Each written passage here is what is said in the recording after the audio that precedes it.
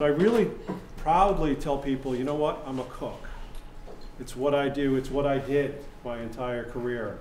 Yeah, I took the apron off and put a tie on and got to manage food service throughout the institutional food service world. And institutional food service is defined as places that have to serve a lot of food to a lot of people for a little bit of money.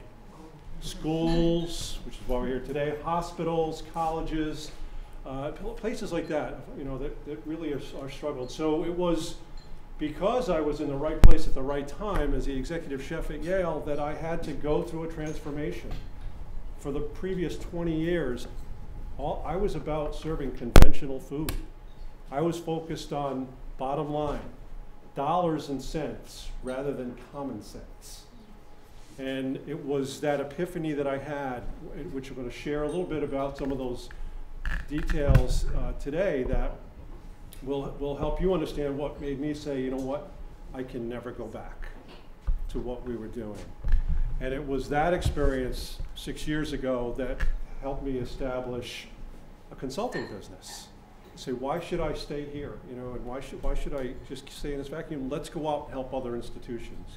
So for the last 6 years, we've been working, my company's been working with schools and hospitals and places of higher learning to understand why we need to change, and then how, more importantly, how to go about it. So we're going to share a little bit about, I'll share a little bit about that as well. So your team today, and I just explain who I am. I'll let Amy and John. Okay, all right. Well, I'm a filmmaker, as Annalise said, and I really want to thank Annalise and Jeffrey and everybody for having us here today at the Audubon Center. This is just such a wonderful place to host an event like this. And you know, we're going to talk about community involvement, but this is a big piece of it, is having educational events like this where people can come and learn from experts like John. I'm a mom.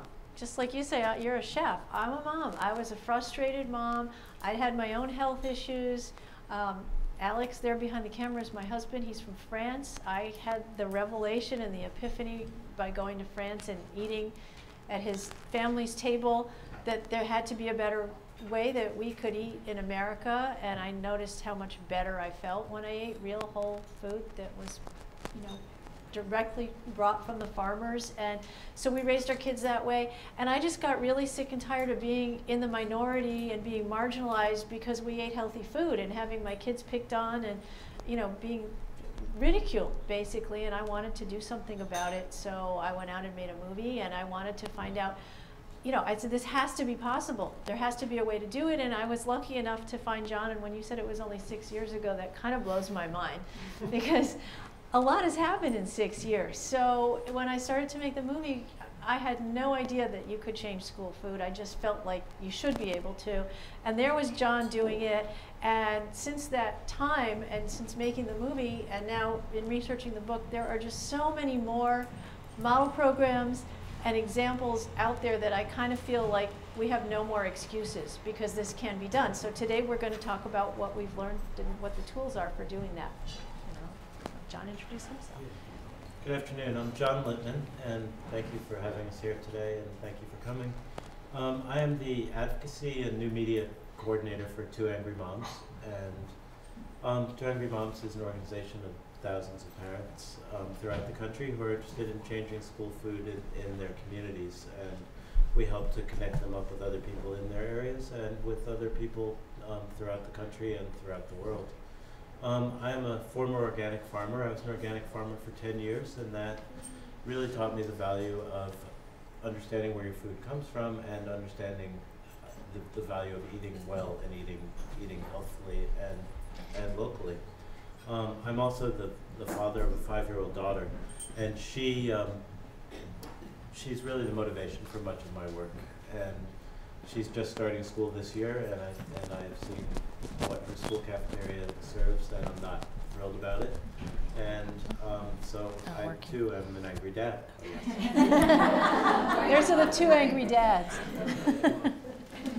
So here's what we're going to do today. We're going to talk about some of the issues surrounding school food, and some of those issues are not unique to school food. They have to do with the food system in general, so we'll talk a bit about those. We'll talk about why we're why we're here today. Then we're going to hear from you. We're going to hear from you about your experience with school food, your experience with the food system, and some of your frustrations, perhaps, some of the roadblocks that you've come up against. And we're going to then try and come back together and give some solutions and give a framework for which change in your school systems can be achieved through. And so that's essentially what we're going to do, and we'll also have some hopefully some time for Q&A as well. Yeah, so this is going to be, we want to try to share with you what our perception or what the issues are today and why we think they're important. And then get this interactive feedback going about, okay, why can't we change school food, or why do you think we can't? And don't worry if people don't feel like they've got a lot of suggested roadblocks between the three of us. We can probably share a lot that we hear about anyway. So, but let me start off by this. When I first was asked to put in a more sustainable food program at Yale, I said, great, new challenge, latest fad. I always take on these projects, with ambition and vigor. I have one question. What's that? What the heck is sustainable food? I had no clue. And what I came to learn, and this is when the epiphany happened, there are 4 pillars that food can impact, that would establish either positive sustainability or impacts on our planet or on us, or negative. And those begin to be, the 4 of them would be the local economic. The first would be local economic well-being, the sustainability of our own communities. Where does the food come from, and who are we supporting when we buy it? All the issues about local food. That's one pillar. The second would be environmental well-being, the impact that food production has on the planet, whether it's pesticides, herbicides, chemicals into the earth, the amount of water we use, how far food may travel, all the issues about the environment that food has. They say agriculture contributes to 30% of global warming and issues like this. This is for food. Meat, especially protein items. So food can impact our planet tremendously. We could spend a whole day just talking about that. The third pillar that I came to learn, especially working on a college campus, were social issues. The way people and animals are treated, whether it's in food production or food transportation or packing houses, animal well-being, farm workers, human rights issues, all the issues that we hear about, out there in society. Food could impact that positive or negatively. That was the third pillar, but the last pillar, and the one that we're here to really talk about, is the sustainability of our bodies. My customers, as a food service director, the people that I'm preparing food for, how sustainable in reference to their health is my food? So we want to talk about these individually quickly, and we're going to really get into the nutritional one. John's got some thoughts on these. So one of the major economic issues with school food is the underfunding. Essentially, school food, generally, a school district, as many of you may know, it's about a little less than $3 per plate per child. If you can imagine making a healthy lunch for $3, it's not the easiest thing in the world. In reality, after overhead, it's really only about $1 per child per plate. So underfunding causes all sorts of problems. There's a missed opportunity to connect the local economy with school food. In most communities, school food comes from elsewhere, is prepared in a central kitchen and served in a school. So there's a real missed opportunity for local economic growth by connecting farmers and others with the school food system. There's deferred health costs. So I'm sure all of you know what I mean by this. Essentially, if children eat unhealthy food for the majority of their school careers, good possibility that later on there's going to be some health costs involved, and those health costs are spread throughout society. Then there's environmental well-being that has to do with food and school food. Food miles, the average foodstuff travels between 1,000 and 2,000 miles to get from farmer to plate. And there's all sorts of fossil fuel costs, there's all sorts of infrastructure costs and so on that are sort of wasted in the food system. There's the issue of open space. If we don't connect up our local institutions with local farmers, there's a good possibility the local farmers won't exist anymore, therefore missing a huge opportunity to preserve open space in your community. Then there's issues that have to do with factory food production, many more than I can go into at the moment, but essentially factory food production ties into all of the other issues that we're going to talk about. Essentially, we're talking about issues of environmental degradation, we're talking about issues of social disconnection from our food, and so on. And then there's social educational well-being issues about school food. There's an unintended curricula in the school about food. So in class, many good teachers will teach their students about the importance of eating well, of not doing drugs, of not smoking, etc. Then you go to the cafeteria and there's plenty of junk food. And so it's sort of a mixed message for our students. There's the health curriculum. Once again, people are being taught one thing in school, or one thing in a classroom at best, and then they go into the cafeteria and they're missing the opportunity to learn about the health value of whole healthy foods. And then there's social and other science issues. Very often the cafeteria and the classroom are two separate places, and there are many opportunities for connecting the curriculum of the school with the cafeteria, and that's all too often a missed opportunity. So, thanks, John. So, you know, we said why nutritional well-being, and I know we're preaching to the choir here, but I just want to run through some of these statistics and think about it. 5.5 billion lunches are served annually in schools in this country. 2 billion are breakfasts are served. This is some significant impact on those pillars of sustainability, especially the kids' health, our kids' health. On average, a child that from the point they enter kindergarten till they graduate high school could consume between 3,000 and 4,000 meals. That's a lot of food. Obesity rates have doubled in the last 20 years. You've got one in three risk of a boy born since the year 2000 of coming down diagnosed with diabetes. When you're talking African American or Hispanic, that rate could be 1 in 2. It's even more. And you know, and what used to be called adult onset diabetes can no longer be called that. Not when people that aren't adults are getting it. That's pretty scary as well.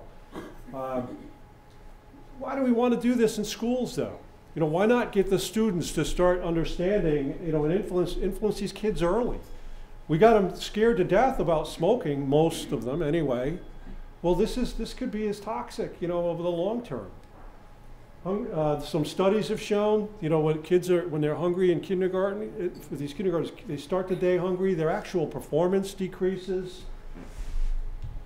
The Center for Eco-Literacy, there's research has been connected, as I mentioned, with lack of nutritional well-being or hunger to the effect of their academic performance. I've got a daughter who's 8 years old. Chances are people in this room have got either, you know, their own family or a very close part of their family of children that are that age or were born after the year 2000. And when the Center for Disease Control has come out and told us that generation of kids born after the year 2000 is going to be the first in the history of this country to have a shorter lifespan than their parents, it blows my mind. I mean, isn't technology wonderful? How can this possibly be? With the advance of medical technology and all, you know, we're the most advanced generation ever, but yet we're going to start living shorter. You can't tell me it's not the food that we're consuming.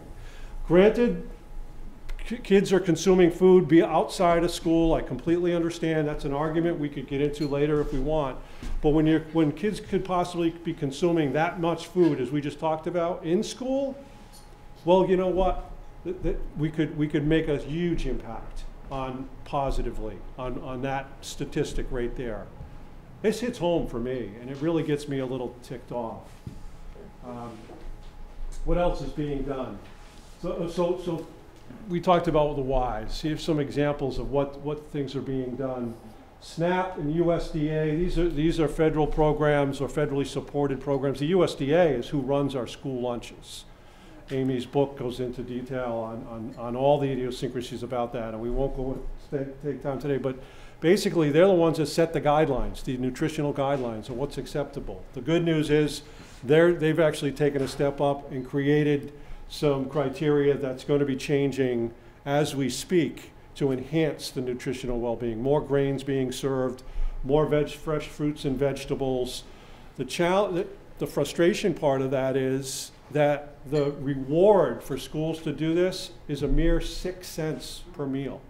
And it's going to take another year or two before anybody can even implement and get the process going where the recap of those meals or the funds for those meals are received. There's state initiatives. The Connecticut has No Kid Hungry program that's going on. There's independent initiatives. We talked about the food revolution. It was Jamie Oliver's and ABC Television combined on that. Center for Eco-Literacy has really got some wonderful resources out there on what to do about school food. So it's happening both federal, state, and independent initiatives. Some of these, I think one of you guys will want to talk about this. Yeah, so smarter lunchrooms, the environmental changes to encourage kids to make better choices. There's been studies done that kids who are, when they redesign the lunchroom to make food more attractive, the healthy food more attractive, just like at the grocery store when they put the gum and candy right at the checkout counter, to do the reverse of that really encourages kids to make better choices. So that's one thing that they've actually studied and proved that it works. Now I've got to make sure I use this the right way. Did I screw it up already? 22. Sorry about that. Okay, yes, there we go. Chefs Move to School, we talked about earlier, and John is a big part of that. That's a national effort. It's all volunteers. There's really no funding there, but do you know how many chefs are involved now and how many schools? Last count there was 5,000. 5,000. So it's an online resource. If a school is interested, they can sign up and ask for volunteer chefs who are interested to get matched with schools. So it's a great program. Doesn't cost anything. Transitioning to cook from scratch. This is a really important thing as an initiative, and I've got some others on here that I'll tell you about Rodney in a second. But what I'm seeing in schools are salad bars using fresh produce, and Rodney's an example of that.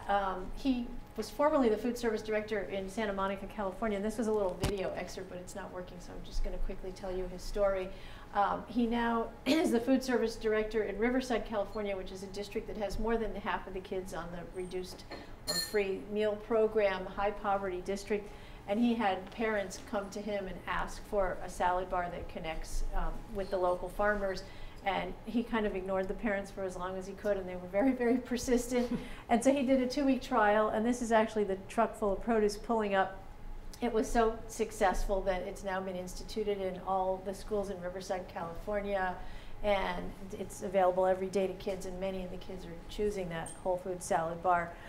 Local sourcing, seasonal menus in schools. As John said, whole grains, but a little bit beyond the government mandate. So what the government is saying is half the grains have to be whole grains, and often that comes out as a whole wheat pizza crust. But we're seeing chefs, doing quinoa and barley salad in schools, and that's great. Incorporating more legumes, beans, things like that.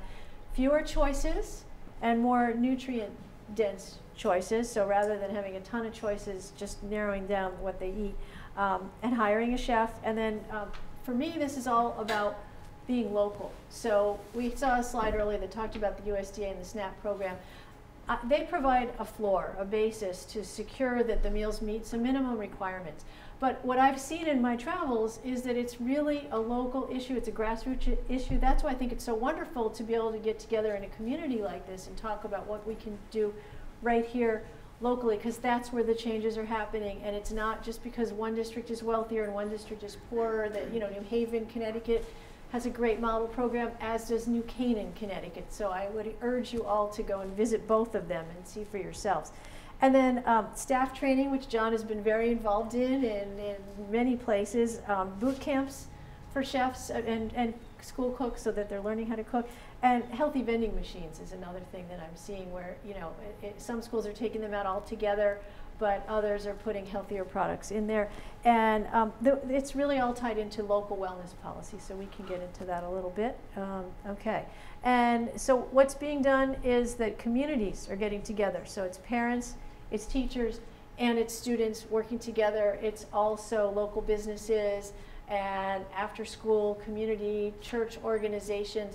The schools that I've found that are doing this successfully, it's because all of these groups of people have come together and decided to make it a priority in their district. That's really what it takes. Yes, it's about money, and it's about all the roadblocks that we're going to cover, but more than anything, it's about a collective will to do these things. Okay, and then what is being done? So yeah, what else is being done? Not enough. So this is, so what I want to do, we're gonna transfer here into this interactive kind of, hey, here's the problem, what's the solution piece. Before we do, I think I want to share with you what I shared beforehand with a couple of folks as we were having lunch here. Is I call it our secret sauce, or it's the system that we use. My company has established based on the experience we had at Yale. It's how to transition and how to change anything, you know, when it comes down to it, I guess. But from my perspective, it's how do you change food service? So we use this analogy of a wheel with 5 spokes.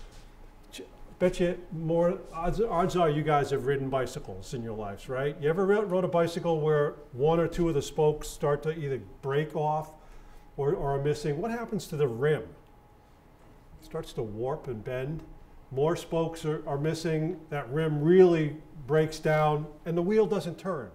So imagine, if you can, the perfect sustainable food program, or the perfect food program, whatever you want to call it, is a wheel.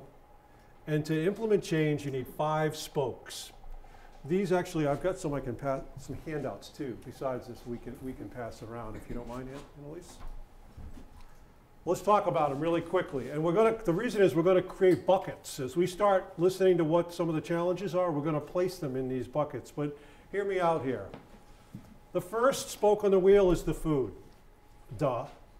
It's the most obvious. It's what we're all, you know, probably here for. We need to serve better food, better ingredients, less processed, local if we can, organic if we can, all the issues that we could talk about. But that's 1 spoke on a wheel. No wheel is going to run on 1 spoke when you want to start dealing with change. We also have to focus on the facilities. We can't ignore the kitchens, the equipment, or the lack thereof in many cases. So we could start changing recipes and menus and all the food pieces, but we better have the darn equipment to prepare it correctly. The third spoke on the wheel is community. It's people.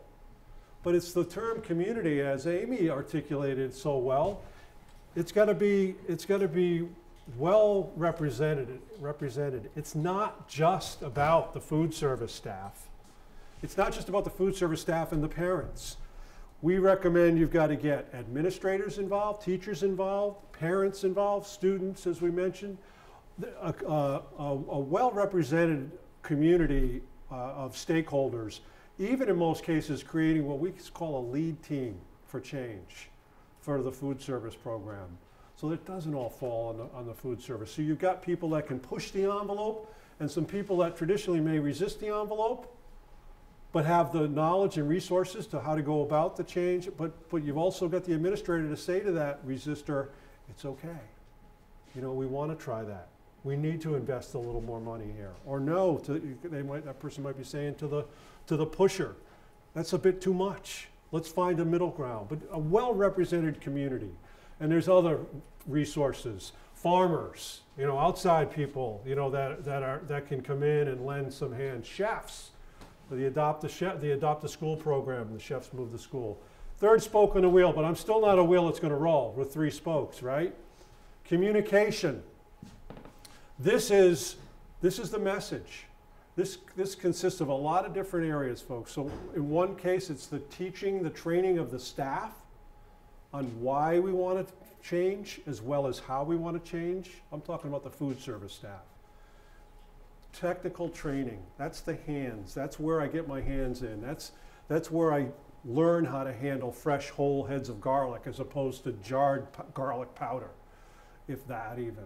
But that's all technical. But we also want to teach them the theoretical reason. Why change this? That's the heart. That's where we start making change from the heart. And that's where we would explain and train people all the stories behind the food. So that's teaching, training, and working with staff. Also in communication, we've got to talk about curriculum, getting the students to understand what the stories behind the food. We've got to get teachers and faculty involved. Communication also involves the merchandising and marketing of the food. You know, the way the food looks, people eat with their eyes. I learned that as a chef years ago. It's no different. When you're a student in school and you walk up to the serving line and you're looking at the food, it's important how it looks. And it's important if it doesn't look good as well. That's all these issues that are going to fall into communication spoke of the wheel. The last spoke, and this usually makes the business managers exhale when we're working with them, is that none of this change can happen if we're not respectful that we have a budget to work within. That we have to be fiscally responsible and also nutritionally responsible. There are guidelines that we have to meet. If we're going to be reimbursed by that USDA lunch program, there's nutritional guidelines that are non-negotiable as far as, you know, maintaining that reimbursement for all those meals. So we have to maintain this. But the good news is you address all these and you start pushing the envelope and coming up, identifying where are we now in each of those spokes and the subcategories within the spokes. Once you determine where you are, then ask the question, what can I do next? What's the next thing we can do? And you take a progressive step forward in each of those areas. And that wheel will roll and will roll and will roll. So that's kind of a really brief description of the holistic system that we recommend using when you want to change food service. What we'd like to do, we call it a breakout session. We're not going to break out anywhere. You know, there's enough of us, a small intimate group, they're going to stay, we're going to break in, I guess, right here. We want to ask you guys, from your perspective, why not? Why can't we change school foods in your particular schools or schools that you know of or stories that you've heard of? And we want to hear the questions. And the exercise, the way we've done this is, let's brainstorm first and throw the challenges out there. And we'll try to transcribe. But if you notice, we've got the spokes set up as buckets. We're going to write them on what we think is the appropriate one. So it gets us thinking systematically. Once we get a bunch of them down there, we're going to let's start figuring out the answers, if that's okay. Does that make sense? Might take us a little bit to get up and going. I'm just going to leave this up there for us to work off of. So somebody start. So I have 2 children at an elementary school, and there are about 525 kids at this school. There are 6 grades there, so they have 6 lunch periods, and each lunch period lasts half an hour, although the kids are actually only eating 20 minutes, because they kick them out for 10 minutes so they can clean up for the next crew. There are 2 lunch ladies, and they come at probably 10 o'clock in the morning, and they leave at 2:30. And they're essentially like in a tiny kitchen, heating things and serving things. So in a setup like that, with that many kids, that few staff, that tiny kitchen, how are we gonna? So not enough staff. There's not enough staff. Let's and write not enough room in the kitchen. under community. That would be staff. Not and the facilities. And facilities, right. To cook a homemade, like, recent meal. Not enough equipment. The Got it. So I want to try to expedite this too. I'm also going to be the facilitator. I want to try to get what the issues are from you all, and then we're going to come back to those. Yes? I'll go a step above that. We speak to the food services director for all the schools, and Greenwich school lunches have improved, no doubt about it, from where they were many years ago. And that's part of the problem. So now they're all busy patting themselves on the back, saying, "Yeah, well, actually, we've really improved. We meet we go above the standards." And on paper, they do go above the standards that are needed on paper, but they have to offer those fruits and vegetables. They don't have to serve them. They don't have to make them look attractive. And the fact that they haven't got proper kitchens in most of the schools. They have offer versus serve. So let's put that under communication. Offer versus served. In other words, they're kind of feeling like, okay, we've met the criteria, but I'm getting the money it's back not from the government because I have fulfilled all their standards. Right. But if you look at what the kids actually take, they're taking the hamburger and the smiley faces, they're not taking anything else. Maybe under food and products too, because it sounds like even though it meets the yes, guidelines, it may not be attractive. It's a whole wheat roll that hamburgers are. I also feel, I work with Susan, I also feel that it's under communication or education, our food service director feels that he meets the state standards and doesn't try to go outside of that at all. And what we find that happens is that those of us who want our children to eat better, we just don't buy school lunch. So it's a cyclical thing where he puts these crappy choices out just to make his budget. And it took us so long to get sparkling fruit juice out of the elementary schools because it was their biggest seller. So he's looking at his budget, and his budget keeps going down and down because more of us are pulling out and out. So I don't know if that goes under education or bare minimum. Meet standards, but unappealing. Minimum standards. Yes. We need more diversity among food service directors, and perhaps we would get more conscious food service directors if we approach the schools of education, like Johnson Wales and CI and those places, and begin to make food service in schools something interesting.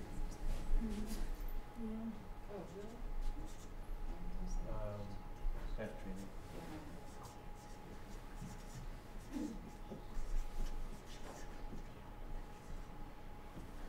And diversity, because the culture of foods, I mean, that's a whole piece also. Sure. Very smart. Great one.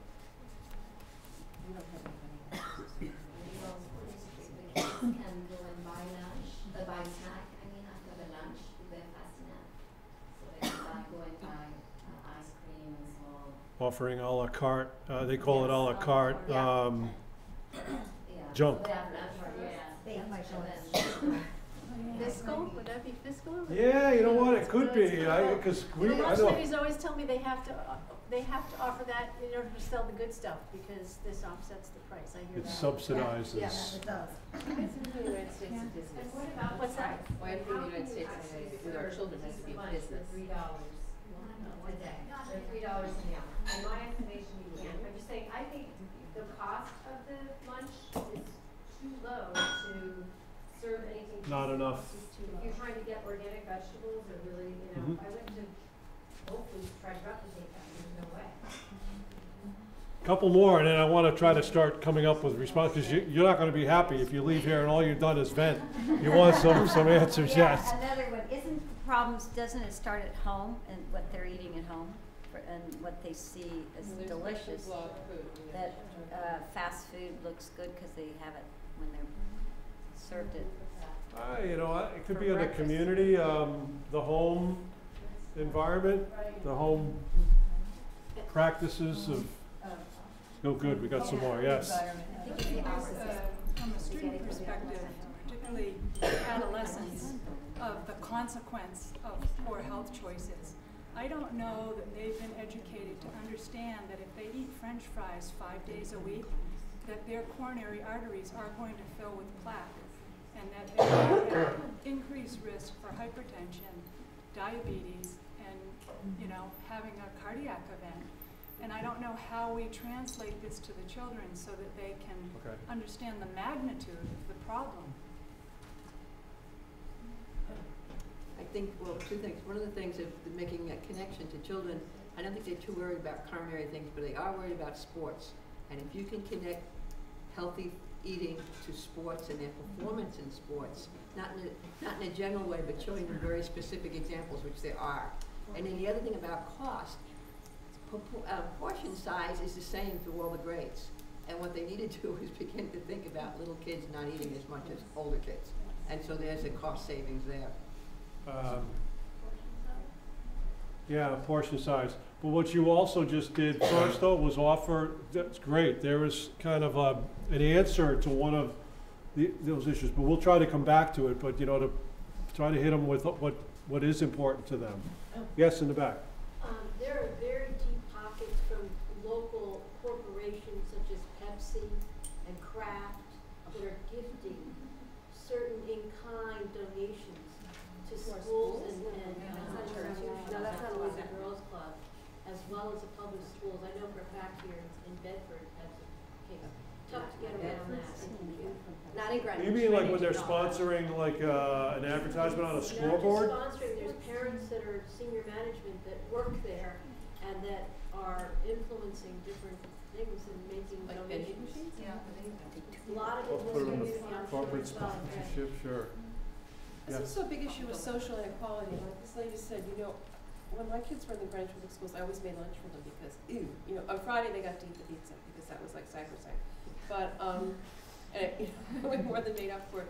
But again, the kids whose parents don't make them lunch, the kids whose parents think lard is a good thing to cook with. I mean, the school should be setting a proper example for the kids who have the least advantages. And what's happening is this, the nutrition is like, you talk about the achievement gap, the nutrition of the kids who are on the bottom half of the achievement gap, they're getting slapped again because they're in a low socioeconomic group and the school isn't providing them with a decent lunch.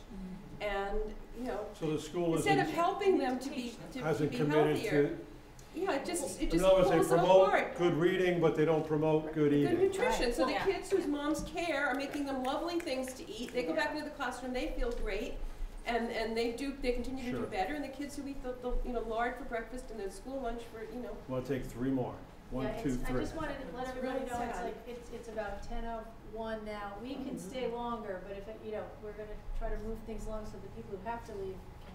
It's important for people to know also that in Greenwich, the food service budget is part of sort of the town budget, but the BOE does have some say over it, but it's very separate. It's very sort of murky what that relationship is. And so our Harris survey, for 3 Harris surveys in a row, which is about 6 years, I think it's every 2 years, the number 2 complaint is food services. And when that's brought up at BOE meetings, they go, oh, of course they don't like the food, ha ha ha, which we can't be ha ha ha anymore. And I want to acknowledge that Barbara O'Neill is here because I actually found out about this meeting from an email from her, and she's running for the Board of Education. And we need a champion on the Board of Education to actually move this wheel. So I thought that was important to Put that under maybe communication Board of Ed. Okay. Somebody had it. Yes. I found one problem is to actually get school administrators. Like because I'm in Norwalk and we have a very diverse population there. How to get school administrators to actually put their foot down, because in one hand they'll say, oh yeah, we want our test scores higher and we want the kids performing, but when you actually try to, impose no cupcake rule you get these parents barreling in, slamming their high heels down and saying, I'm not, going along with that, and I'm going to bring in my cupcakes, and the administrators, I found, will not push back. Administrator meaning like the superintendent? Superintendent, it's like they're just timid. They're just timid to just say, no, we're not debating this, I also would put it under community too. And teachers too, the teachers say, geez, our kids won't settle down. You're not giving us recess, to, what? Right, no, I agree Oh, with okay, you. absolutely. Was someone here? Yeah. Well, where are the Take adults? more. We'll take you after. Go ahead. It's fine. I was sort of piggybacking on something someone else said, but how do you change that perception that of course it's school lunch and of course it's going to be crappy? Right. I mean, how do you, And then because how I can never you- let my kids eat it, so I maybe am disconnected with trying to change it. Do you know what I mean? I would never, I'm so, reading a book right now, it's complete fiction, and again, I read it, just as a joke, you know, oh, we used to complain about the food. It's the perception for decades. but I think we have to change that to get people on board to make it like a grassroots, you know what I mean? And I don't know how Okay, to do that. we're gonna shift into now addressing some of these. Do you have something you Yeah, want? just one little thing. It's a funny story, but it's a heartbreaking story to me. My youngest daughter, who's going to be 7 now, she had this, little issue. She's very, very chatty at lunch, and I work hard to, put together good lunches for her that are nutritional, and she likes them and whatnot. And finally one day I said, Lily, if you're not going to eat these lunches, buy school lunch. To which she actually cried. She said, and one part of me thought, oh my God, I made my child cry, but then I thought, listen what this is saying. My child this is a horrible punishment for her to say, go eat the school lunch. You did a good job, lady. I Bravo. We're gonna start coming up with, and you guys can raise your hand with suggestions about some of these, but let's talk about the perception or the stigma of food. Do you have something, Mimi, along those lines? Well, sometimes it's hard for me to stay still on this topic, so I'm going to jump in. I think we also have to, as we look at the equation of frustration here, I think we also have to look at the reality of our food shed, our local food shed. And the farmers, we're talking, being a farmer myself, we're talking about the soil now. We're coming from that direction now. How many farmers are returning to the land? In this developed region of metropolitan New York, how many of them are going to be able to produce the food to successfully and sustainably be within the food system? And distribution is very much an issue. So it's a land issue, people returning to the land to tend it, and then being able to get their product distributed.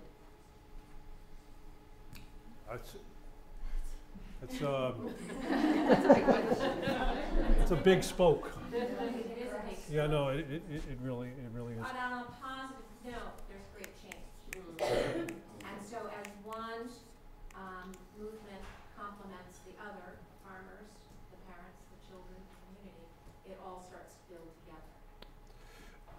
I want to start addressing the issue about school food stigma first, and if it's okay, I'm going to spin off of what you're bringing up as a challenge, but that just the eco-literacy or the food literacy or lack thereof, I think, of our kids today is evident wherever I go, with some exceptions. A young man sitting here today, and maybe my kids, but it's just not cool to really know about the stories behind food because they're inundated with the opposite. I mean, your book has got some Yeah, statistics. there's a study that kids as young as 2 years old will prefer carrots if they come in a colorful wrapper versus the same carrots if they're not. So it's, the marketing really works.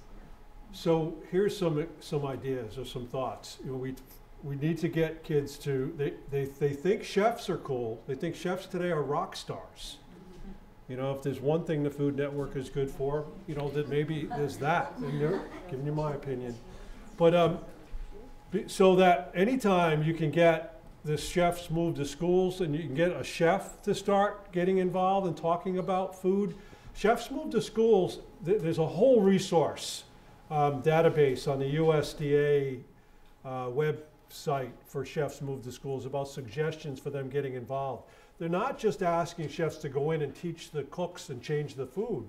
They're asking them to go into the classrooms and get kids to understand the importance of food. So that I guess what I'm saying is if you can start to build momentum of the student body to say, we're not gonna, this isn't right, we don't want this, we want better food, at least it could start to build a demand for better food, that the stigma that it has.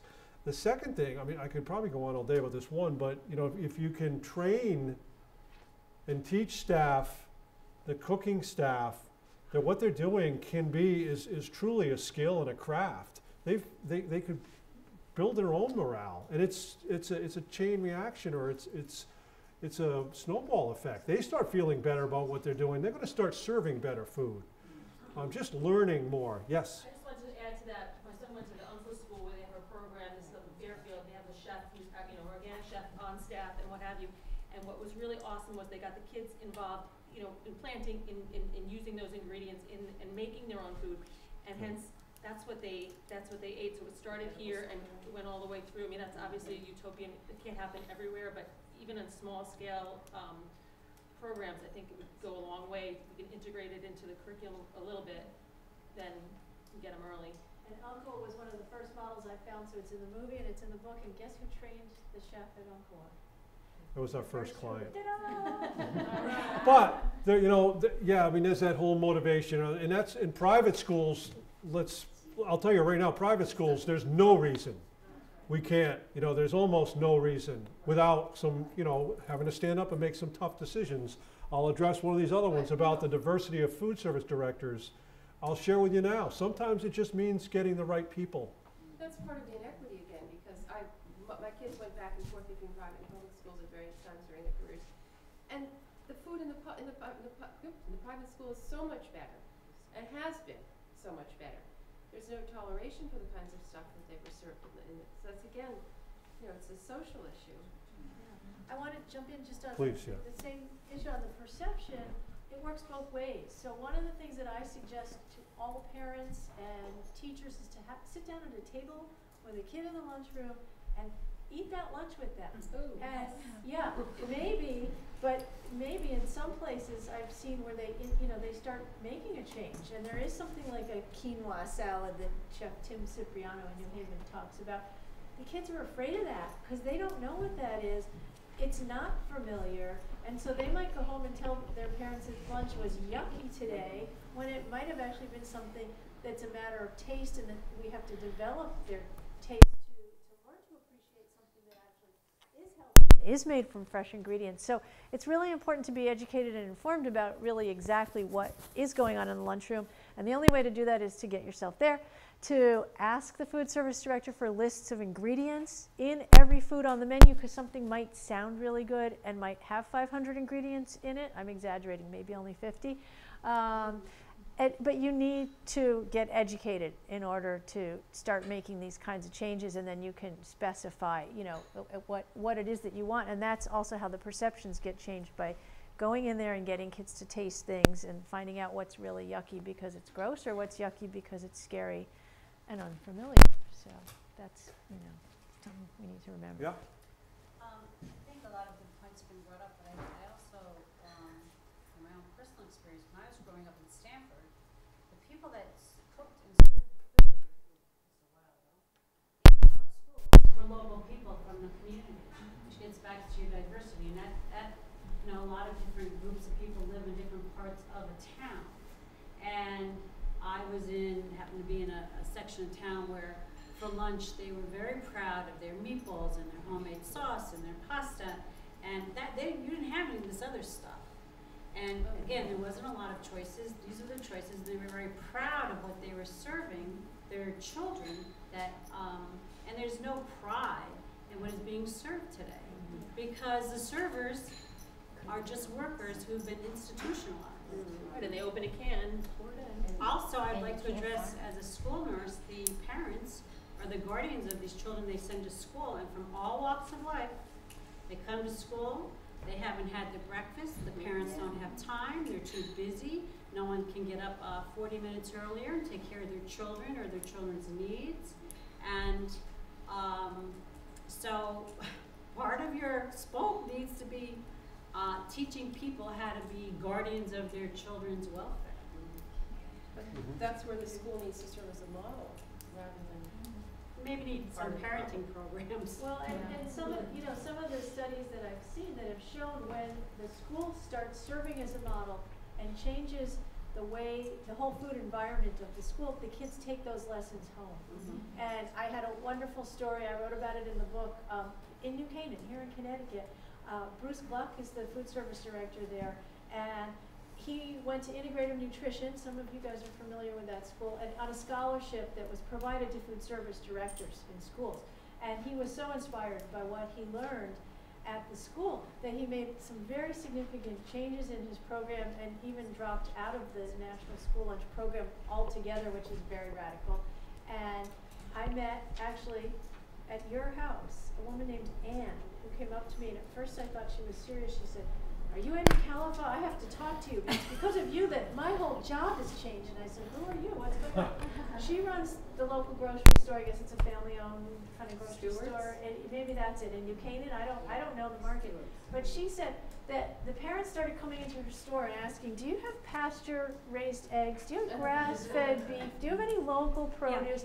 And the kids were coming home from school and telling their parents what they'd had at school that day and asking their parents to go and buy that. And so they were going into the market and asking Anne to supply it. So it really was this whole cycle that affected the community because of what started in the school. And so to me, that's really an inspiration that this can have that kind of ripple effect, because we hear all the time, it's the parents, it's the parents, it's the parents. But if the schools aren't teaching kids, we've lost already several generations to fast food. We have to kind of interrupt that cycle, and it is the school's responsibility. And to your point, and also to your point, yes, we have to educate kids and administrators and the community about food, but it's also very important along with that to educate everyone about what lifestyle, how that affects how you eat and what you eat, because to your point, when you said that the kids don't have much time, so they're rushing, they're either not eating breakfast or they're just grabbing some junk food on the way out.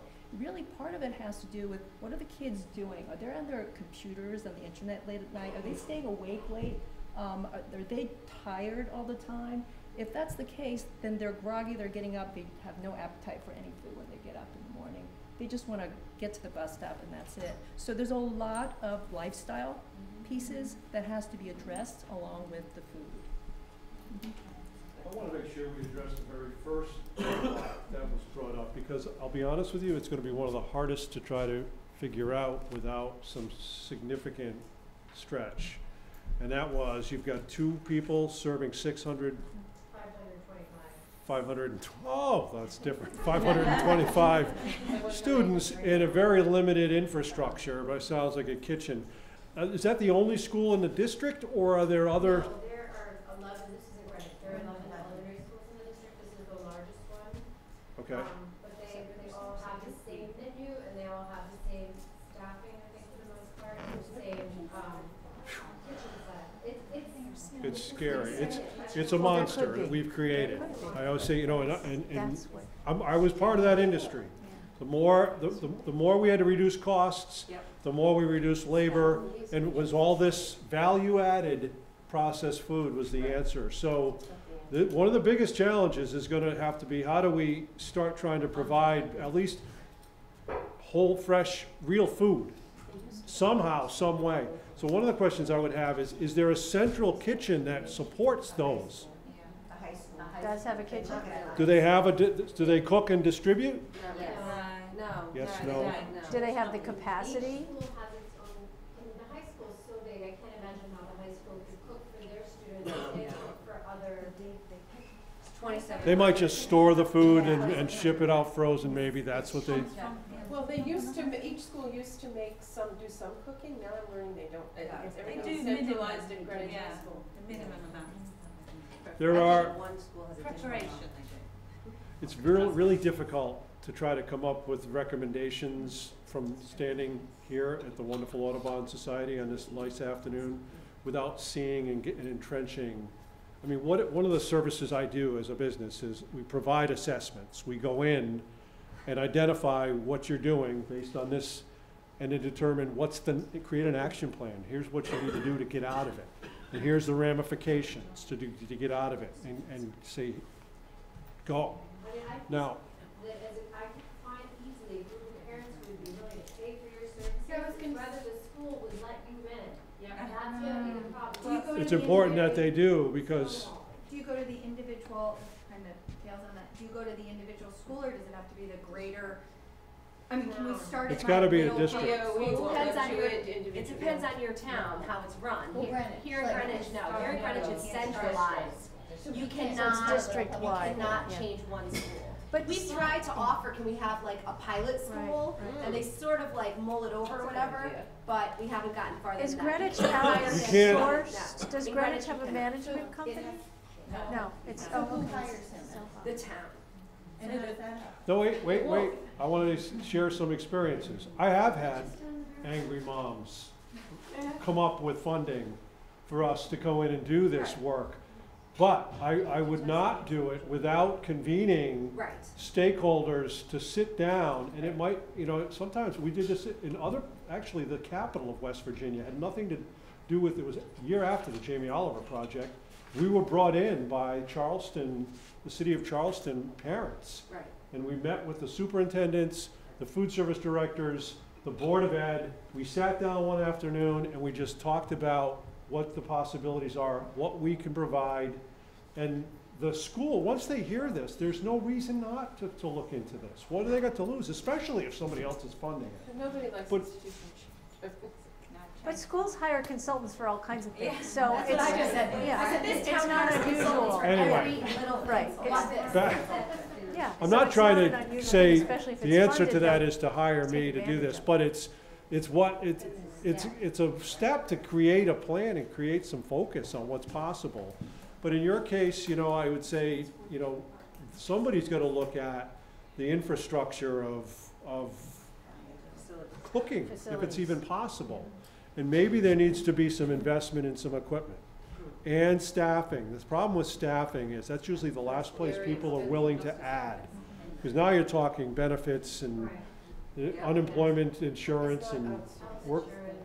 But if you can do it, there are ways to invest in equipment that can help produce better food. And I know we're well past the hour, but as Amy said, we don't have to run out of here, but in case anybody does, just giving you a time check. Yes? I wanted to say that this is a terrific time for us who are interested in what we're feeding our children to really strike while the iron is hot, because we have an administration, we have a first lady who is passionate about this. And I was sitting here just listening to her, and I'm thinking, if we were going to set up a committee, we'd probably want a farmer, a media person, a parent, probably a student, and really the littler they are, the better, because they really can nag, so the elementary ones would be the best. And to really do some research. Do we want to talk about the health of the children, or do we want to talk about achievement? Because we also have an administration that's very interested in how our children are doing academically, and we're not doing well. So, I mean, I just think that this is like a perfect storm. So we need to just get going, and parents can be very powerful, especially the parents of elementary school students.